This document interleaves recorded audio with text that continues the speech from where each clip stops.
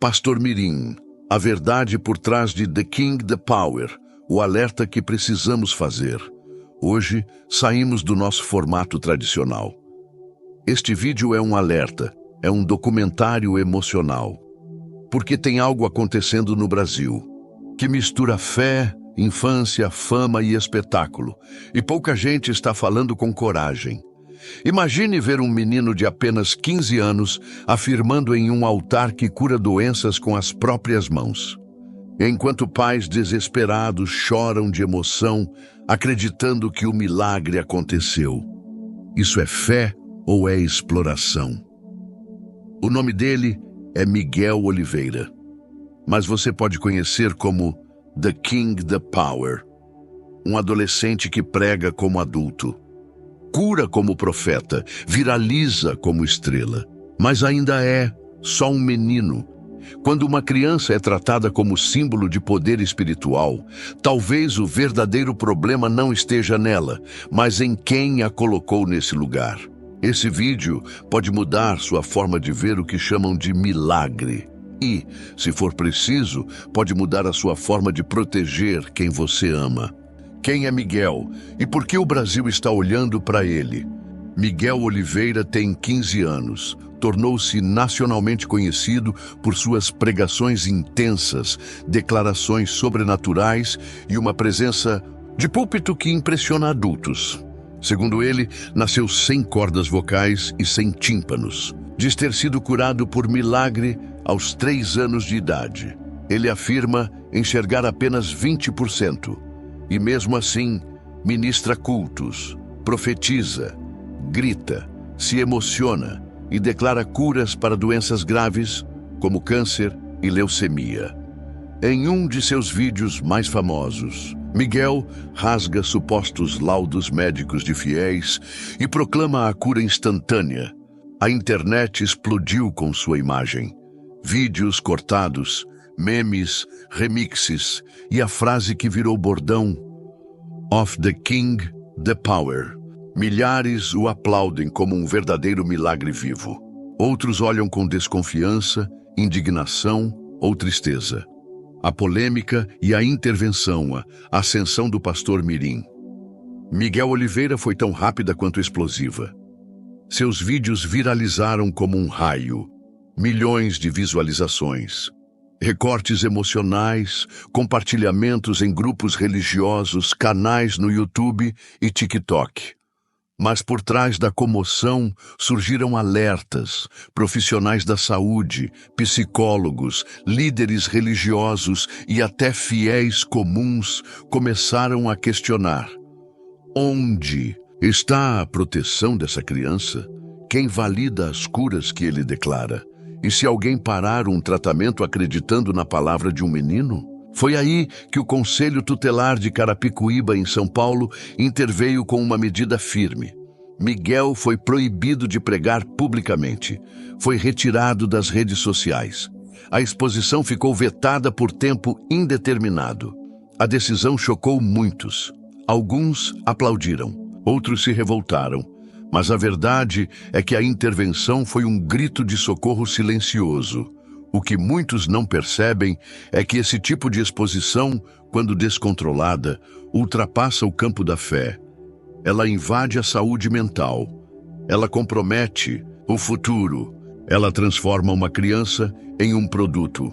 Porque Miguel não estava apenas orando. Ele estava encenando curas, gritando em púlpitos, declarando livramentos de câncer. Tudo isso diante de câmeras, adultos emocionados e cultos gravados e monetizados. Esse não é um ambiente que uma criança deve habitar, mesmo se ela tiver dons, mesmo se tiver fé. A infância não pode ser envergonhada no altar da audiência. E mais, o impacto dessas práticas vai além da vida de Miguel. Mães que lutam contra o câncer de um filho, pessoas com depressão profunda, homens e mulheres. Em desespero financeiro, emocional ou espiritual, todos esses podem ser arrastados por uma promessa de cura instantânea feita por uma criança sem preparo algum. É nesse momento que precisamos separar. Milagre não pode ser show. fé não pode ser explorada. E criança não pode ser porta-voz de um peso que é espiritual, emocional e institucional. O que era para ser inspiração virou motivo de investigação. O que começou como testemunho virou risco. E o que poderia ser um futuro promissor corre o risco de se tornar uma memória traumática. Essa intervenção do Conselho Tutelar não é uma perseguição à fé. Ela é um chamado à consciência, um alerta para todos os líderes, famílias e igrejas. Cuidem dos seus filhos, protejam suas crianças e não confundam fé com exposição. Quando o altar virou palco e a fé virou performance, o maior problema aqui não é o Miguel. E também não é a fé, é o que estão fazendo com ambos. Miguel é um menino, está em formação, seu corpo está mudando, sua mente está se expandindo. Sua fé, por mais intensa que pareça, ainda está em fase de descoberta.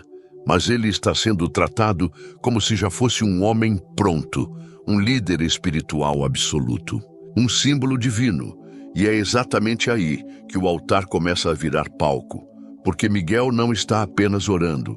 Ele está sendo treinado para entregar performances religiosas. Ele grita no tom certo. Ele chora na hora certa. Ele impõe as mãos, rasga laudos, profetiza, declara cura. Tudo com timing, com ritmo, com encenação quase teatral. Mas será que isso está vindo do coração dele? Ou alguém o ensinou a fazer assim? Será que esse menino teve espaço para duvidar? Será que ele pode parar, pensar, refletir? Ou ele só sabe continuar? Quando o altar se transforma em uma vitrine de carisma, emoção forçada e frases ensaiadas, deixamos de estar na presença de Deus e começamos a estar diante do perigo da idolatria. Diga não às crianças transformadas em produtos. Diga não a púlpitos transformados em palco de espetáculo. E não se engane, o público aplaude, porque o público quer emoção, quer choro, quer fogo, quer sobrenatural. Mesmo que isso venha de um menino que ainda nem entendeu o tamanho da responsabilidade que lhe colocaram nas costas. Pense comigo, se o púlpito virou palanque, se a oração virou roteiro, se o Espírito Santo virou audiência, então deixou de ser evangelho, porque o evangelho não é gritaria, não é emoção fabricada, não é criança gritante sendo gravada com celular em punho. Evangelho é entrega, é transformação, é arrependimento, é crescimento. Criança não deveria estar preocupada com views, com roteiro de culto ou com agenda de pregações. Ela deveria estar brincando, estudando, aprendendo a ouvir a voz de Deus com calma, com profundidade, com base. Não sendo aclamada como rei ou o poder, não importa se a plateia grita, se os vídeos viralizam, se a frase "of the king the power" virou meme. Tudo isso não é glória para Deus, é vaidade, é mercado, é trauma disfarçado de avivamento. E o mais trágico é que no meio de tudo isso, a fé verdadeira está sendo confundida com grito. A presença de Deus está sendo trocada por edição de vídeo. E os corações sinceros, sedentos, estão sendo enganados por um modelo que mais se parece com uma encenação do que com um chamado. A pergunta que fica é: quantos outros Miguéis estão sendo formados agora, em silêncio, em pequenas igrejas, por pais ou líderes que também confundiram púlpito com palco? Enquanto achamos que estamos vendo um milagre, talvez estejamos testemunhando uma dor sendo construída diante de nossos olhos. O perigo das falsas expectativas. Agora feche os olhos por um instante e tente imaginar uma mãe que luta dia e noite com um filho acamado, um pai que já vendeu tudo o que tinha para bancar o tratamento da filha, uma avó que ora sozinha todo dia, em silêncio pedindo por um milagre. Todos eles, em algum momento da noite, são alcançados por um vídeo do pastor Mirim Miguel. Na tela ele grita: "Você está curada!" E rasga o laudo. A multidão grita, o vídeo corta, o clima é de milagre. Essas pessoas assistem com lágrimas nos olhos e pensam: se aconteceu ali, pode acontecer comigo também. E talvez você também pensaria isso, porque quando se está desesperado, a gente agarra qualquer esperança, mesmo que ela venha embalada em espetáculo. Só que tem um detalhe: não existe nenhuma confirmação médica da cura dessa mulher. Não há provas, nem acompanhamento, só a fé e a emoção de um momento editado. E então começa o perigo. Pessoas param tratamentos, famílias cancelam exames. Alguns se culpam por não terem sido curados. Outros culpam Deus por não atender. E a falsa expectativa, antes tão cheia de esperança, se transforma em frustração, amargura e, muitas vezes, abandono da fé. Tudo porque um vídeo foi vendido como milagre quando talvez fosse apenas uma performance mal compreendida.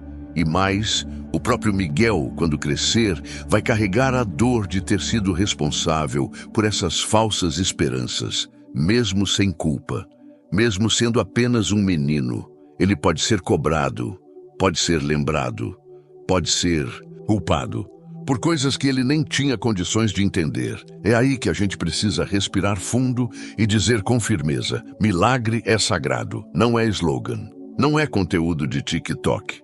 Milagre é sobrenatural, sim, mas também é pessoal, íntimo e não precisa de câmeras para acontecer. Milagre não é para viralizar, é para glorificar a Deus.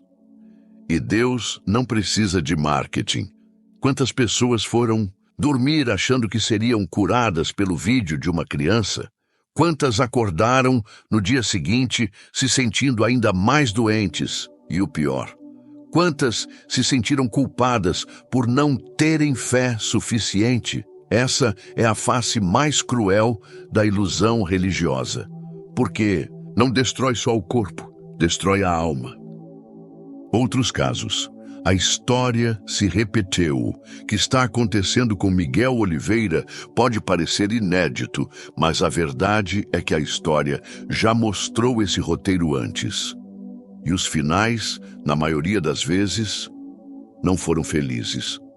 Em outros países, principalmente nos Estados Unidos, a utilização de jovens em contextos religiosos performáticos também foi celebrada, até que os efeitos colaterais surgiram. Lembra-se dos pregadores mirins da televisão americana? Crianças treinadas para citar versículos com fervor, encenar arrebatamentos, gritar em línguas estranhas, tudo diante de câmeras e multidões. Elas apareciam em talk shows, eram aplaudidas, reverenciadas como prodígios da fé. Mas o que aconteceu depois? Muitos desses jovens cresceram carregando traumas. Alguns abandonaram completamente a fé. Outros enfrentaram depressão severa, vícios, colapsos emocionais. E vários denunciaram que foram manipulados e explorados, inclusive financeiramente, por seus próprios pais ou líderes espirituais. Um exemplo marcante foi o de Marjoe Gortner, um menino que aos 4 anos já era pastor ordenado e fazia cruzadas evangelísticas lotadas. Mais tarde, ao chegar à fase adulta, revelou tudo em um documentário vencedor do Oscar chamado Marjoe, 1972. Nele, mostrou como era treinado a chorar, gritar e agir como se estivesse possuído pelo Espírito Santo. Tudo por trás das câmeras, com ensaios frios e interesses financeiros por trás da cortina da fé. Ele disse, com lágrimas nos olhos: "Me ensinaram a tocar corações, mas esqueceram de cuidar do meu." Essa frase ecoa até hoje. E o mais doloroso, a história se repete quando não aprendemos com ela. Hoje é Miguel. Amanhã pode ser outro. Talvez alguém da sua cidade, da sua igreja, talvez até seu filho, porque enquanto houver plateia aplaudindo e líderes fechando os olhos para os danos, novos milagres mirins vão continuar surgindo. E mais uma vez, voltamos à pergunta que precisa ser feita com coragem. Quem está cuidando dessas crianças? Quem está dizendo não quando a fama quer dizer sim? Quem está dizendo espere quando o mundo grita vá?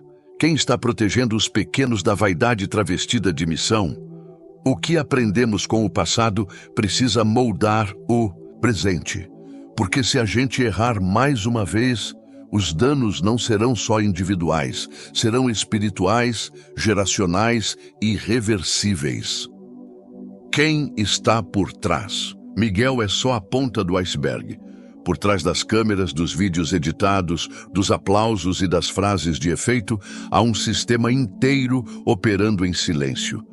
Silêncio esse que muitas vezes é estratégico, porque quanto menos se fala, mais se lucra. E aqui vai uma verdade dura. Nada disso acontece por acaso. Não é apenas um menino inspirado pela fé.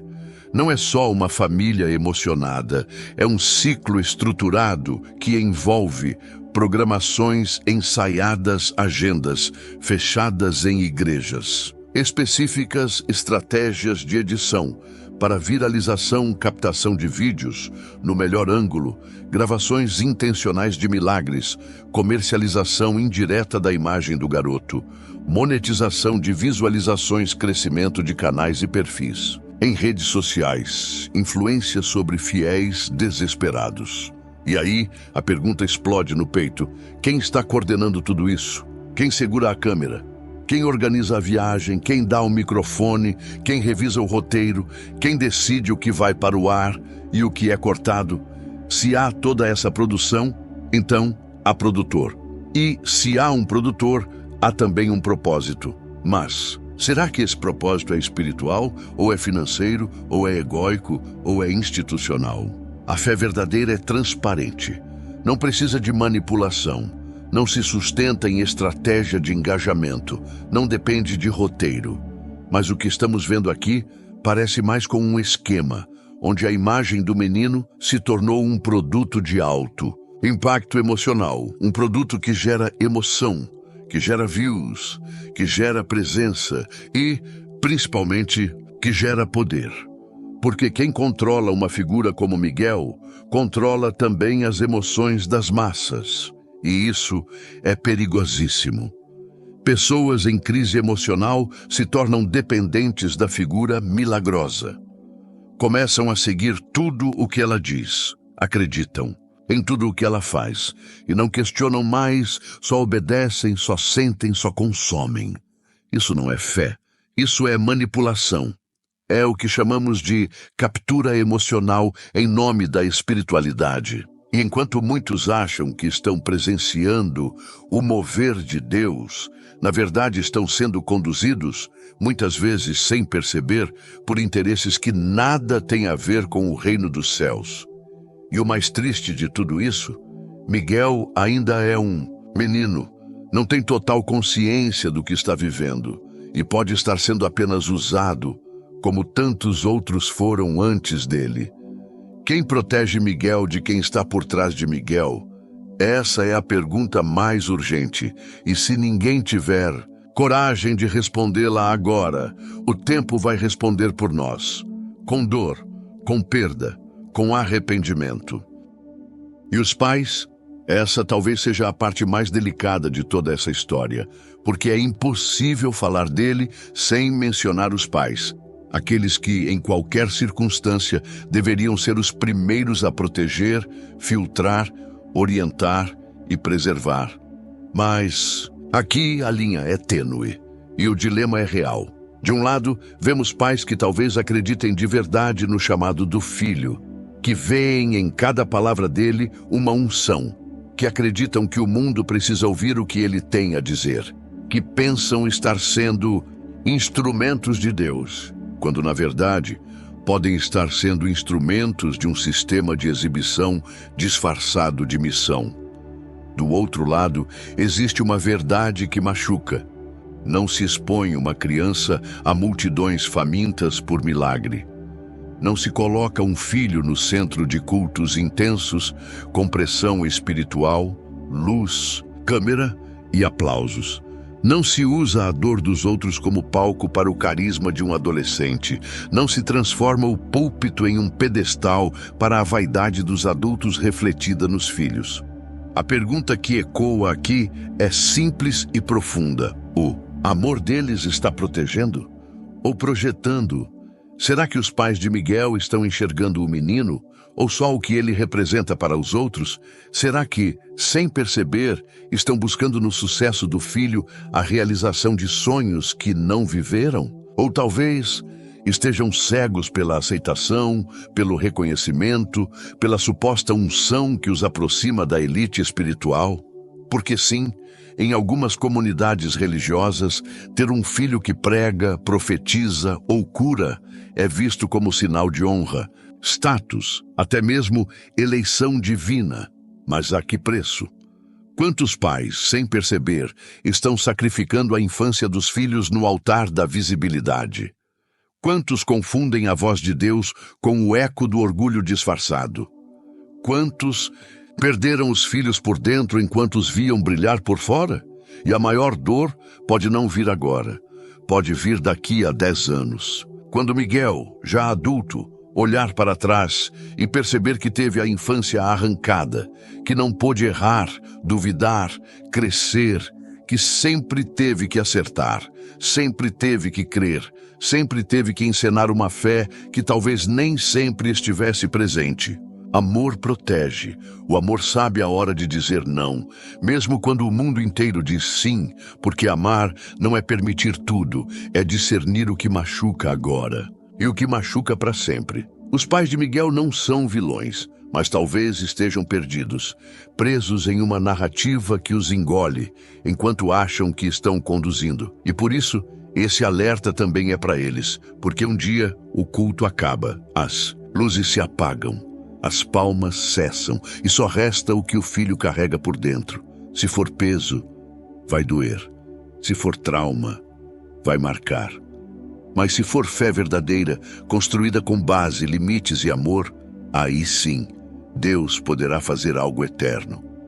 O que devemos fazer como cristãos? Diante de tudo isso, a pergunta que inevitavelmente surge no coração de quem tem fé é: o que eu posso fazer?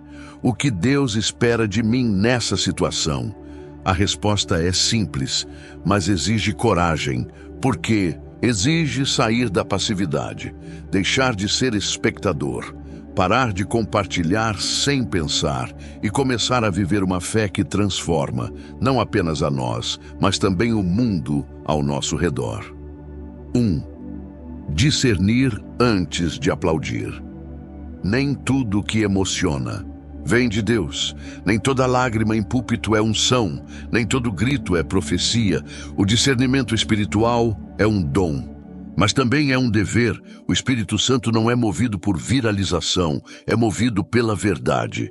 E se algo gera dúvida, desconforto ou confusão, pare, ore, avalie. 2. Proteger os pequenos, sempre. Crianças são herança do Senhor. Herança se guarda, não se exibe. A Bíblia nunca colocou crianças como líderes espirituais sobre adultos. Jesus usou as crianças como símbolo de pureza, não de peso. Elas devem ser inspiradas pela fé, não esmagadas por ela. Devemos ensinar as crianças a orar, a confiar, a crescer na fé com tempo, com estrutura, com base, não jogá-las num campo de guerra espiritual que nem adultos conseguem enfrentar. 3. Orar com maturidade. Ore por Miguel, por sua mente, seu coração, seu futuro. Ore pelos pais, para que tenham sabedoria, humildade e discernimento. Ore pelas igrejas que aplaudem mais do que instruem. Ore pelos desesperados que buscam um milagre e podem estar encontrando confusão. Mas ore também por você, para que sua fé nunca se perca no barulho do espetáculo, para que sua devoção não seja alimentada por shows, mas por intimidade com Deus. 4. Falar com amor e verdade. Quando vir algo errado, não se cale, mas também não condene com ódio. A verdade não precisa de agressão, precisa de firmeza, clareza e compaixão. Não espalhe ataques, espalhe luz, fale com base, com argumento, com respeito, seja a ponte que liga o erro ao arrependimento e não o muro que separa fé e reflexão. 5. Lembrar sempre, a fé começa no quarto, não no palco. Milagres reais muitas vezes acontecem longe das câmeras, num hospital silencioso, num quarto de oração, no meio da dor, onde ninguém vê. Não precisamos de profetas mirins rasgando papéis no altar.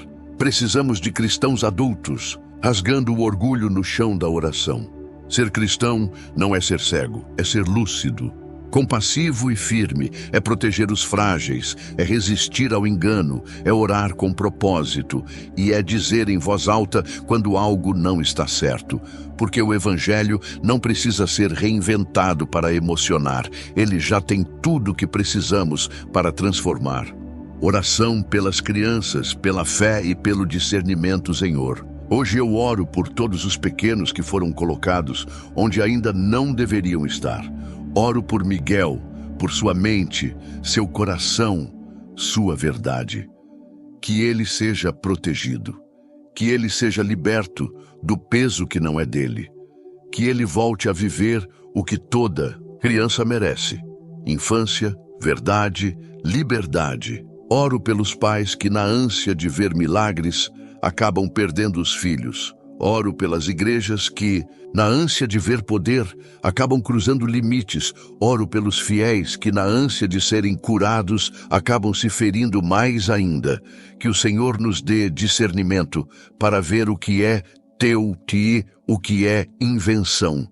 Que a fé que praticamos venha com verdade, com responsabilidade, com amor, e que a próxima geração não seja mais usada, ferida, explorada. Porque enquanto o mundo transforma a fé em conteúdo, eu vou orar até mudar. Este vídeo não foi feito para gerar polêmica, foi feito para abrir os olhos, para lembrar que o mundo espiritual não é um espetáculo e que a fé verdadeira não precisa de palcos, ela precisa de verdade. Hoje, você ouviu sobre o caso de Miguel, o pastor mirim. Mas no fundo, esse vídeo nunca foi só sobre ele. Foi sobre o que nós, como sociedade, como igreja e como família, estamos fazendo com a nossa fé, com os nossos filhos, com a nossa responsabilidade diante de Deus. Quando a criança vira símbolo, quando o púlpito vira palco, quando a cura vira corte de vídeo, a fé perde o sentido e o trauma se instala. Por isso, este canal não vai se calar. Aqui, nós escolhemos orar com consciência, falar com coragem, refletir com humildade, porque orar é mais do que pedir, é agir, é proteger, é pensar, é dizer: isso não está certo. E por mais que doa, por mais que gere desconforto, preferimos enfrentar a verdade do que alimentar a mentira. Não é contra um menino, não é contra uma igreja, é a favor de todas as crianças que precisam viver sua infância. É a favor de todos os fiéis que precisam de fé limpa, honesta, sem manipulação. Então compartilhe este vídeo, ore por todos os envolvidos e comente com respeito sobre este assunto. Será importante termos um debate franco sobre isso, porque aqui o seu comentário é parte da oração. O canal Eu Vou Orar Até Mudar nasceu para ser abrigo, não vitrine, para ser farol, não palco, e é isso que continuaremos sendo. Porque orar muda tudo, e nós vamos orar até mudar.